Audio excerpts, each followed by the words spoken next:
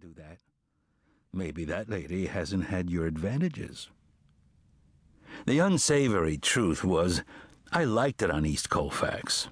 Since Larimer Street went all respectable and touristy in the early 70s, this had become one of the most entertaining streets in America. City officials, accepting millions in federal urban renewal money, had promised to crack down on vice, but it took the heart of a cop to know exactly what would happen. The hookers and bums from that part of town had simply migrated to this part of town, and nothing had changed at all. City officials said, "Wow, look what we did. Now people can walk up Larimer Street without stumbling over drunks and whores." But here they still were. I could sit on my stool and watch the passing parade through my storefront window all day long. Humanity of all kinds walked, drove, skateboarded, and sometimes ran past like bats out of hell. In the few years since I had opened shop on this corner, I had seen a runaway car, a gunfight, half a dozen fistfights, and this lone whore who had a haunting smile and the world's saddest eyes. "You are the managing partner," Aaron said. "That was our deal, and I'm sticking to it. But if my vote meant anything, we would move out of this place tomorrow." "Of course your vote means something, but you just don't up and move a bookstore. First you've got to have a precise location in mind, not just Cherry Creek in general or some empty hole in West Denver, but an actual place with traffic and pizzazz. A block or two in any direction can make all the difference." She looked around. "So, this has pizzazz?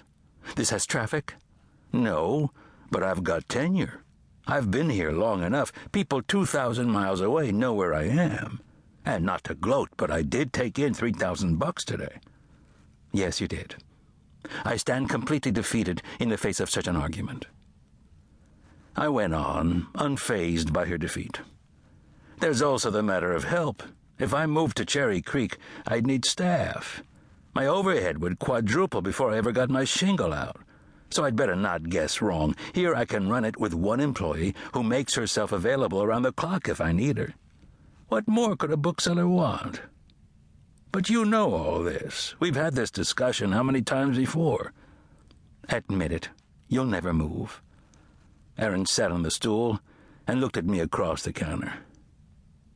"Would it bother you if we didn't do the broker tonight? I don't feel like dressing up." "Say no more." I called and canceled. "So, where do you want to eat?" "Oh, next door's fine." I shivered. Next door was a Mexican restaurant, the third eatery to occupy that spot since I had turned the space on the corner into my version of an East Denver fine books emporium. In fact, half a dozen restaurants had opened and closed there in the past 10 years, and I knew that because I had been a young cop when this block had been known as Hooker Heaven. Gradually, the vice squad had turned up the heat, the topless places and the hustlers had kept moving east, and a series of restaurants had come and gone next door. Various chefs had tried Moroccan, Indian, Chinese, and American cuisine, but none had been able to overcome the street's reputation for harlots and occasional violence. Some people with money just didn't want to come out here, no matter how good the books were. We settled into a table in the little side room, and I ordered from a speckled menu 2 Roadrunner burritos, which seemed like pleasant alternatives to the infamous East Colfax dog burger. "What's in this thing we're about to eat?" Aaron asked. "You'll like it better if you don't know." The waitress brought our Mexican beers and drifted away. Aaron reached across the table and squeezed my hand. "Hi," she said. "Hey. Was that an endearment?"